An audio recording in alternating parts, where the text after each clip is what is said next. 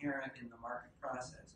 Or 2, will fall, but without making matters any better, and possibly making matters worse because of the accompanying fall in the price level. Or 3, should not be allowed to fall because of the considerations in number 2. And then Garrison makes the following quip. Keynes appears to be adopting a strategy usually confined to the legal profession. My client didn't borrow your urn. It was in perfect condition when he returned it, and it was already broken when you lent it to him. So there were actually, the reading for last week mentioned 2 special cases where you don't return to this long-run equilibrium with price or wage flexibility. There actually are 4 special cases in the history of Keynes. The first special case is known as the liquidity trap, and this is the one that gets the most attention nowadays.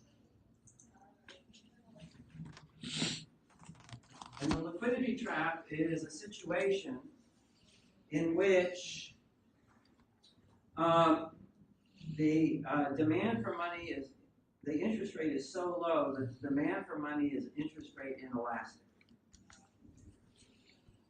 In other words, if you think about people's real cash balances, it's a situation where a fall in the price level or an increase in the money supply will not generate a real balance effect because people will just hold the money.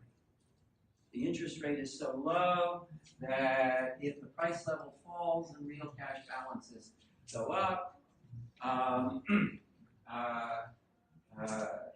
people will not spend anymore. In other words, your aggregate demand curve doesn't look like that, it looks like that. And if you try to shift the aggregate demand curve out with monetary policy, it's not going to shift because the people are just going to hoard the money.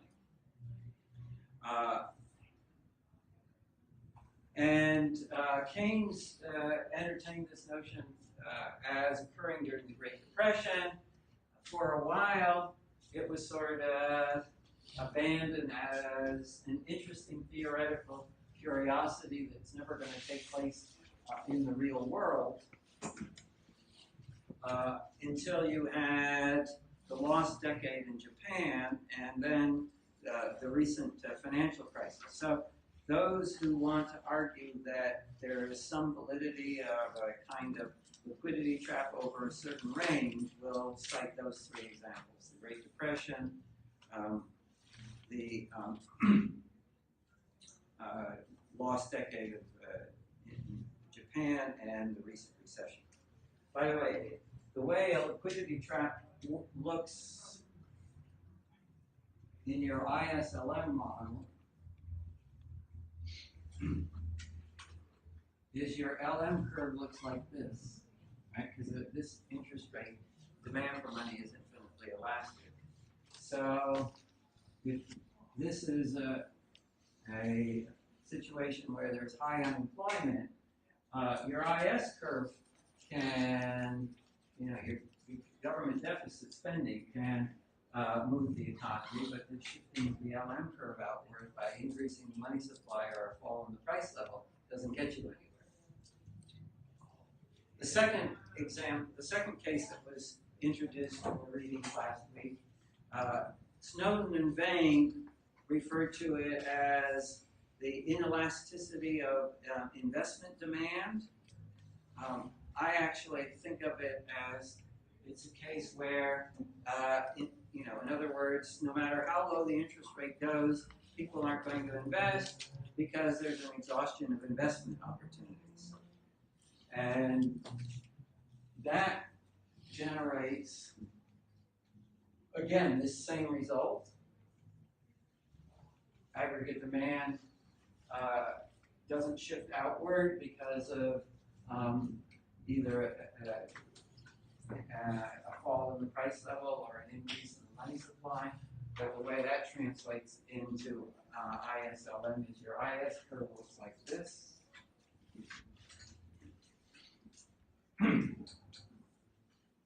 you're in that range, right, you move the LM curve, and you don't get any increase in output. The third case that will come up again when we look at the post-Keynesians, but was actually introduced by some of the advocates of Keynesian economics, is a perversely endogenous money stock, where for some reason, if the price level falls, it causes the money stock to fall. So there is no increase in real cash balances. Now the reason this argument can be made is because the total money stock doesn't just consist of money created by the government, by the central bank. It also consists of money created by the banks, deposits. And so the argument can be made, right, that the amount of money that the banks create is a function of, is not exogenous. It's a function of what's going on in the economy. It's endogenous. And then there is the dynamic limiting case where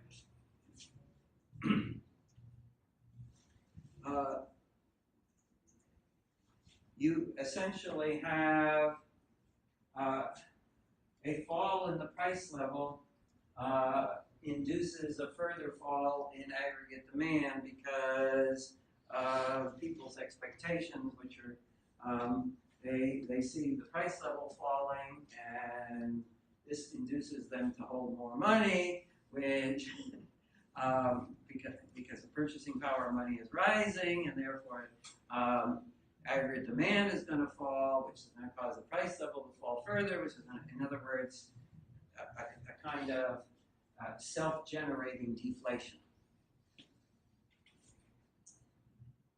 Now, every one of these cases, and particularly the liquidity trap and the exhaustion of investment opportunities, or the inelastic investment curve, was built on the ISLM model, where the price level is an argument in the LM curve, but not an argument in the IS curve. Remember that we said that the aggregate demand curve is downward sloping because of the real balance effect? Well, there are various manifestations of the real balance effect. The real balance effect, as it impacts the LM curve, is referred to as the Keynes effect. And the real balance effect, as it impacts the IS curve, is referred to as the Pigou effect. And then if you go to an open economy, you have the Mundell-Fleming effect. So initially, when flexible prices were introduced into the Keynesian model, they only affected the LM curve.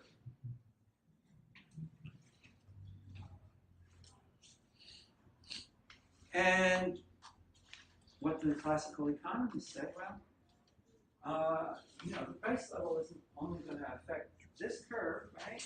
The price level, this is consumption and investment. As people, as the price level falls and real cash balances go up, it should also shift out the IS curve.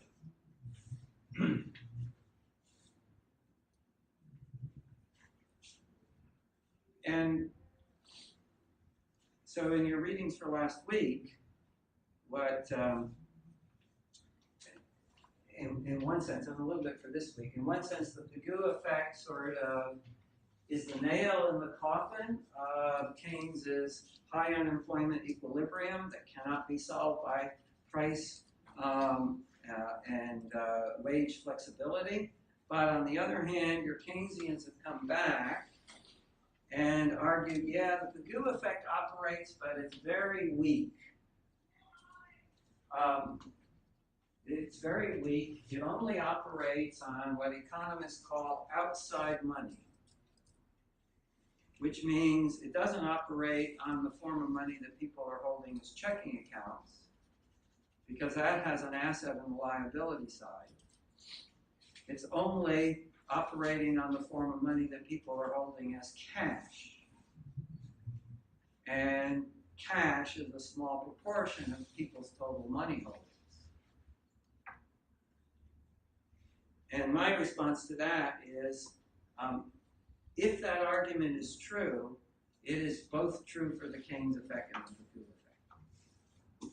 I mean, you can't say that you can't have it both ways. You can't say that people only treat outside money as real wealth for the Pagoo effect, but for the Keynes effect, they treat both outside and bank-created money as real wealth.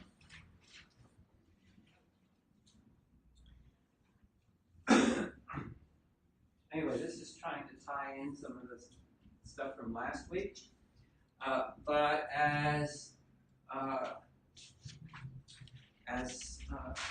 Graham pointed out in his question, by the way, because of the Pagoo effect, monetarists never accepted the ISLM straitjacket. All right, even though a lot of your textbooks would try to, as does Snowden and Vane in their chapter on ISLM, right? They tried to sort of explore differences between monetarists, or actually classical economists and Keynesians, by looking at the slope of the IS curve and the slope of the LM curve, and your pure classical case and your pure Keynesian case. Monetarists never accepted the ISLM model as having any relevance to the issue in the first place. And monetarists have always rejected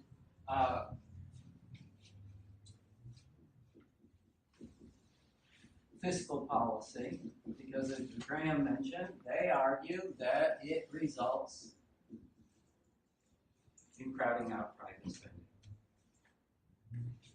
Now, later on, we're going to get into the government debt and some of the more technical arguments about private spending and government spending, and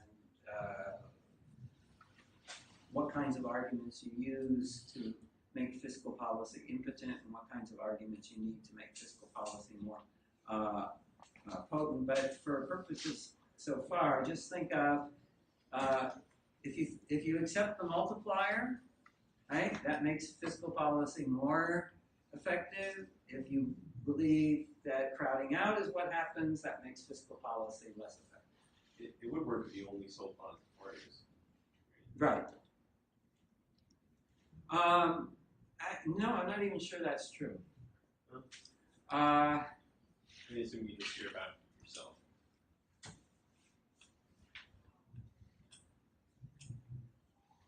I have to think about that. What would the foreigners have done with U.S. dollars? No, hoarders, he said. He didn't say foreigners. Oh. No, I did say foreigners. I thought you said Oh, okay. That's okay. Yeah, we don't want to get the closed economy models are complicated enough. We don't want to get into the open economy models yet. All right, that comes later. But let me give you sort of one way of conceptualizing the differences between the monetarist view and the Keynesian view.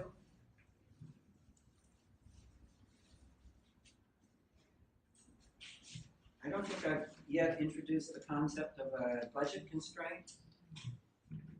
Has it shown up in any of the readings yet? Okay, a budget constraint is just chapter 17. okay. Income, right, is a flow, and it can only be allocated in one of three ways. I could do this algebraically, but I like doing it in terms of deciding between three margins. It can be allocated to consumption. It can be allocated to a change in cash balances, right? An increase in the demand for money. or it can be allocated into some kind of saving that results in investment spending. So the Keynesian system, right, both of these are forms of saving.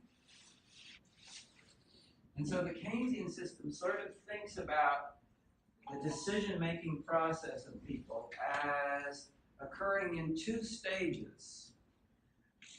The relative allocation of consumption and saving is determined by the consumption function.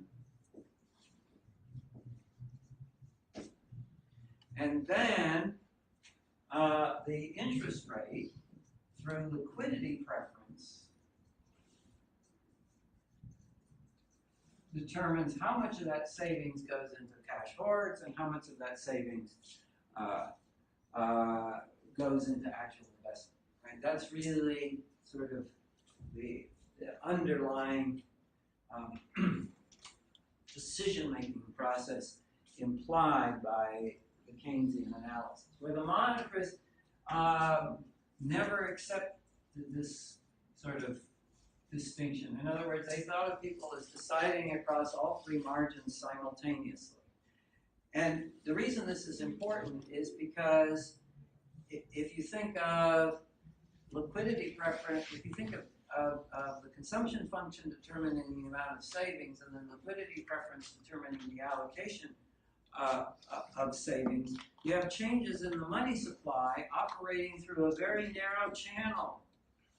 Right? They only operate through that channel. You're sort of, by assumption, ruling out the Pigou effect and only having the Keynes effect. Whereas if you think about increases in the money supply causing people to increase their spending on everything rather than just making investments, then you have a much broader impact. And that is really one of the things that is at the heart of the differences between monetarists and Keynesians.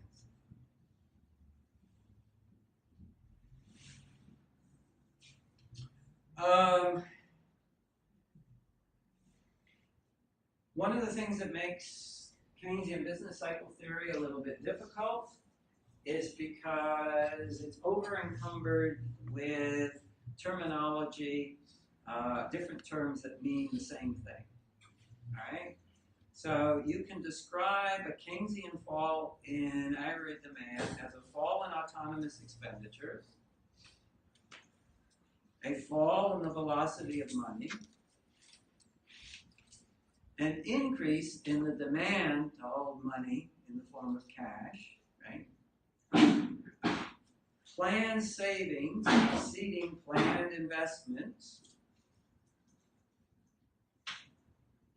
too much hoarding, the paradox of thrift,